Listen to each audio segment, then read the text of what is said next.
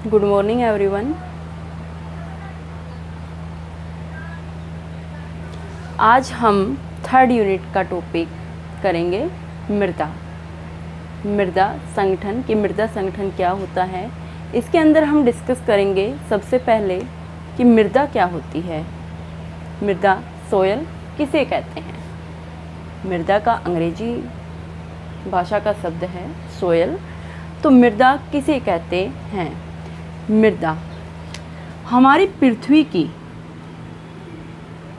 वह ऊपरी परत जो विभिन्न प्रकार के जीवाश्मों के गलने सड़ने, वनस्पतियों के गलने सड़ने से, चट्टानों के टूटने फूटने से, जब उनके महीन कण हो जाने से किसका निर्माण होता है, मृदा का निर्माण होता है।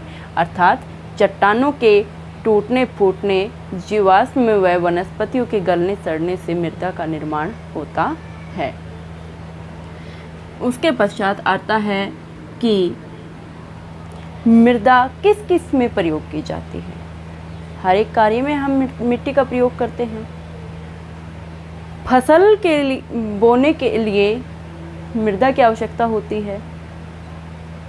अगर हम मकान बनाते हैं, सड़कें बनाते हैं या अन्य कोई भी किसी भी चीज़ का निर्माण हम करना चाहते हैं तो उसके अंदर भी मृदा की आवश्यकता होती है। उसके अंदर भी हमें मिट्टी चाहिए होती है। रोड के बनाने में जो फ्लाईओवर बन रहे हैं उनमें तो बहुत सारी मिट्टी लगाई जाती है ऊंचाई तक, और मकानों के बनाने में भी हमें मिट्टी की आवश्यकता होती है।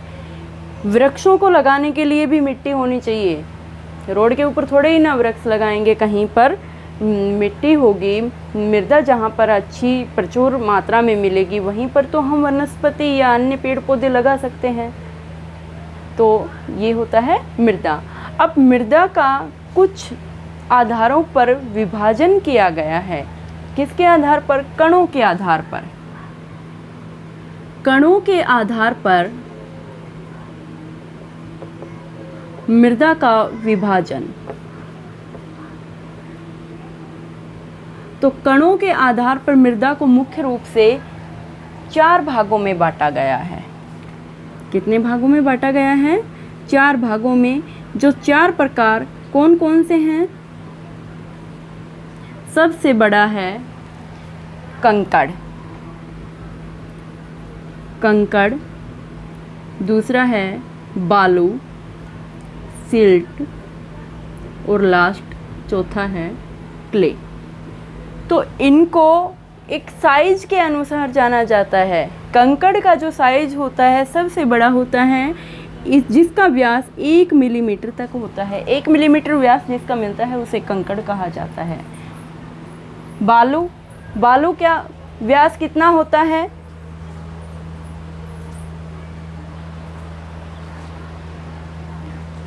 तो बालू का व्यास होता है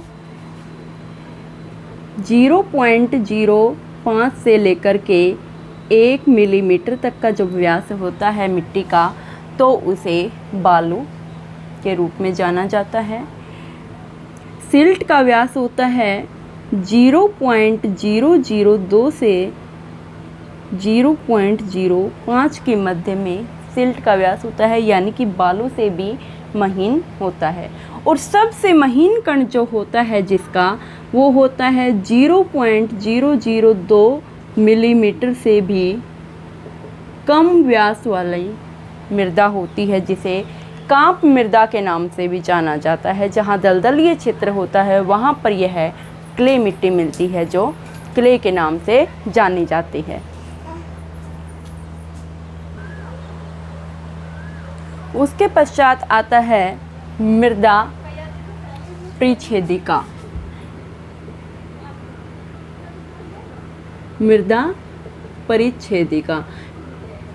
मृदा परिच्छेदिका का अर्थ होता है कि मृदा को कितनी परतों में डिवाइड किया गया है। कौन कौन सी परतें हैं जिसको मृदा के रूप में, उपमृदा के रूप में, कहाँ पर चट्टानें शुरू होती हैं, कहाँ पर चट्टानें बनना शुरू हो जाती हैं, कहाँ पर उनका बेस तैयार किया जाता है, उसका वर्णन करते हैं हम मृदा परिच्छेदिका के माध्यम से, जो हम एक डायग्राम के माध्यम से जिसको देखेंगे कि मृदा परिच्छेदिका होती क्या है। तो इसके भी 4 पार्ट होते हैं। सबसे ऊपरी परत जो होती है जिसके ऊपर हम विभिन्न फसलें करते हैं, वन ये क्षेत्र देखते हैं जहाँ पे जो मृदा के ऊपर होता है उसी मृदा जो पृथ्वी की सबसे ऊपरी परत होती है। दूसरी जो परत होती है उसके अंदर मृदा के कुछ अधिक महीन कण पाए जाते हैं। ऊपरी परत के बजाय में दूसरी परत में कुछ महीन कण पाए जाते हैं जिसकी वजह से यहाँ पर फसलें नहीं हो सकती हैं, जिसे उपमृदा के नाम से जाना जाता है। यानी कि उसका अधिक अपरदन हो करके वो क्या हो गई है, बारीक पड़ गई है। तीसरा, जहाँ पर चट्टानों की शुरुआत होती है, चट्टानें बनना शुरू हो जाती हैं। विभिन्न कठोर चट्टानें जहाँ धरातल के नीचे के भाग में जहाँ कठोर चट्टानें पाई जाती हैं,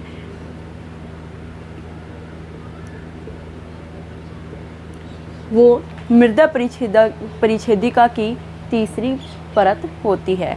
और चौथी और सबसे लास्ट जो होती है जिसके अंदर क्या होता है, जिसे चट्टानी आधार के नाम से जाना जाता है। जहाँ पर चट्टानें जब बननी शुरू होती हैं तो उनका बेस यहाँ से तैयार किया जाता है, जिसे चट्टानी आधार के नाम से जाना जाता है। तो अगर हम धरातल के नीचे से जानना चाहें तो सबसे पहले हम क्या जानेंगे कि सबसे पहले चट्टानी आधार आता है, जहाँ पर चट्टानें ज्वालामुखी होता है, भूकंप की शुरुआत होती हैं, जो धरातल के भूगर्भ में स्थित चट्टानी आधार है। दूसरे स्थान पर आती हैं चट्टानें कि यहाँ से कुछ मैग्मा लावा निकलता है तो चट्टानें बनना शुरू हो जाता है, जो हमने ज्वालामुखी में पढ़ा था कि बैथोलिथ, फैकोलिथ, लोपोलिथ, सिलडाइक कुल धरातल के भूगर्भ के नीचे ही स्थित आकृतियाँ होती हैं। उसके पश्चात इसके कुछ भाग टूट फूट कर बिल्कुल महीन कण हो जाते हैं, जो उपमृदा के नाम से जाने जाते हैं। और सबसे ऊपरी परत और पृथ्वी के सबसे नज़दीकी परत जो मृदा के नाम से जानी जाती है, जो नदियों द्वारा बहाकर लाए जाने वाले अवसाद, वायु द्वारा उड़ाकर लाए जाने वाले विभिन्न मृदा के कणों के द्वारा निर्मित जो होती है वो मृदा होती है। और चट्टानी टुकड़े जो होते हैं उनके भी टूटने फूटने से इसका निर्माण होता है। इसके पश्चात हम करेंगे कि भारत में मिट्टी के प्रकार, कि भारत में कितने प्रकार की मृदा पाई जाती है। तो मुख्य रूप से भारत में 8 प्रकार की मृदा पाई जाती है। 8 प्रकार की सबसे पहली है जलोढ़ मृदा, फिर आती है काली मृदा, उसके पश्चात आती है आपकी लाल व पीली मिट्टी, उसके पश्चात आती है लैटेराइट, नेक्स्ट वनीय मृदा, और उसके पश्चात आती है शुष्क मृदा, लवणीय मृदा, और लास्ट है हमारी पीठमय मृदा। तो इनका वर्णन हम विस्तार से करेंगे कि जलोढ़ मृदा क्या होती है, किस प्रकार से इसकी उत्पत्ति होती है। तो जलोढ़ मृदा का निर्माण कैसे होता है, नदियों द्वारा बहाकर लाए जाने वाले पदार्थों को जब एक स्थान पर निक्षेपित करके एक संप्राय मैदान बना दिया जाता है, उसे जलोढ़ मृदा के नाम से जाना जाता है। तो जलोढ़ मृदा के अंदर कौन सी कृषि की जाती हैं, चावल, मुख्य रूप से चावल, गेहूं, इसकी मुख्य फसलें होती हैं। जलोढ़ मृदा के 3 उप विभाग बताए गए हैं, खादर, बांगर और नूतन जलोढ़। खादर और बांगर में क्या अंतर होता है? खादर जो नदियों द्वारा बहाकर लाए जाने वाले जल के द्वारा नवीन कछारी मिट्टी के रूप में निम्न प्रदेशों का जो मैदान होता है, निम्न प्रदेश का जो मैदान होता है उसे खादर के नाम से जाना जाता है। और जो खादर की अपेक्षा थोड़ा पुराना है, कुछ समय पहले बना है, और जो उच्च प्रदेशीय जो मैदान होते हैं उसे बांगर के नाम से जाना जाता है। और नूतन जलोढ़ मिट्टी जिसका हाल ही में जो नदियों के द्वारा अवसाद बहाकर लाया जा रहा है और हाल ही में जहाँ पे उसका डिपॉजिट किया जा रहा है वो होती है नूतन जलोढ़ मिट्टी। उसके पश्चात आता है काली मिट्टी, कि काली मिट्टी किन का निर्माण कैसे होता है। तो ज्वालामुखी उद्गार के होने से, जब ज्वालामुखी उद्गार होता है तो उससे बहुत अधिक मात्रा में लोहांश की मात्रा निकलती है, जिसकी वजह से इस मृदा का रंग भी कैसा पड़ जाता है, काला पड़ जाता है। मुख्य रूप से यह गुजरात, महाराष्ट्र, आंध्र प्रदेश और उत्तर पश्चिम हरियाणा के राज्यों में यह मृदा और पंजाब में यह मृदा पाई जाती है। कपास की खेती के लिए सर्वोत्तम मानी जाती है, लोहांश की मात्रा अधिक होने के कारण। लोहांश की मात्रा अधिक होने की वजह से ही इसका कलर भी काला पाया जाता है। इसके अंदर गेहूँ, सरसों, जौ, चना, इनकी भी फसलें बहुत अच्छी उपज देती हैं। उसके पश्चात आता है लाल व पीली मिट्टी। तो लाल व पीली मिट्टी का निर्माण चट्टानी टुकड़ों के टूटने फूटने से होता है, और जब चट्टानी टुकड़े टूट फूट जाते हैं तो उनके महीन कण जब बन जाते हैं तो लाल व पीली मृदा का निर्माण होता है। ये भी अधिक उपजाऊ है, लेकिन काली मृदा की बजाय ये कम उपजाऊ होती है। इसके पश्चात आता है लेटेराइट मृदा। लेटेराइट मिट्टी क्या होती है? लेटेराइट मिट्टी के अंतर्गत मानसून जलवायु की अधिक वर्षा और ऊंचा तापमान जहां पर पाया जाता है उन क्षेत्रों के अंदर लाल व पीली मिट्टी पाई जाती है। जैसे भारत के प्रमुख पहाड़ी क्षेत्र जैसे तमिलनाडु, आंध्र प्रदेश, उड़ीसा, कर्नाटक और महाराष्ट्र के अंदर लाल व पीली मृदा पाई जाती है। इसके अंदर भी गेहूं की, चावल की और सरसों की खेती जो है वो की जाती है।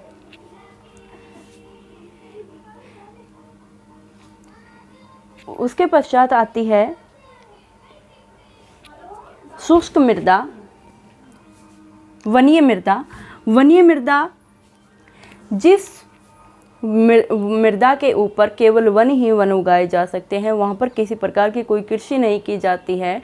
चिकित्सा संबंधी प्रमुख वनस्पतियाँ जहाँ पे उगाई जाती हैं और अन्य महत्वपूर्ण कार्यों के लिए हम फल फ्रूट्स की जो हम फसलें वहाँ पे कर सकते हैं, उसे वनीय मृदा के नाम से जाना जाता है, यानी कि जहाँ पर पेड़ पौधे अधिक लगाए जाते हैं। तो वनीय मृदा कौन कौन से क्षेत्रों में पाई जाती है?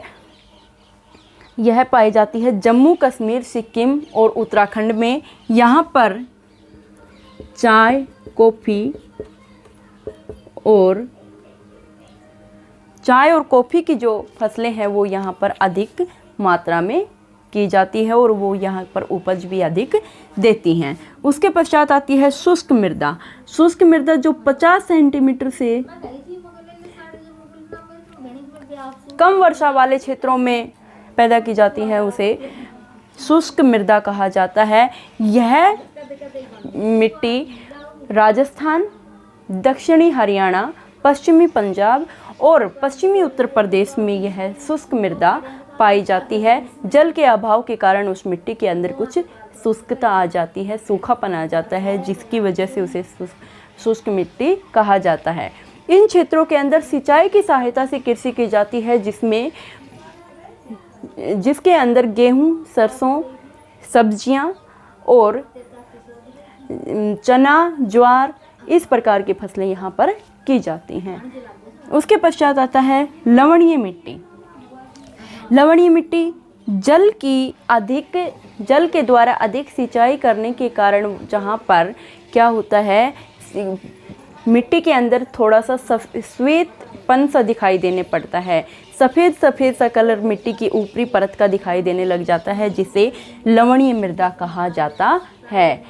राजस्थान में और दक्षिणी हरियाणा में आज हम देखें तो, और पश्चिमी पंजाब में आज हम देखें तो लवणीय मृदा पाई जाती है। लवणीय मृदा, इसके अंदर फसलें करने के लिए अधिक उर्वरकों की सहायता से इसके अंदर अधिक पैदा की जाती है, वरना अगर हम अधिक उर्वरक इसमें ना डालें तो पैदावार अच्छे से नहीं होती है।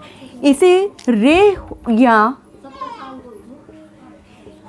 कोलर के नाम से भी जाना जाता है।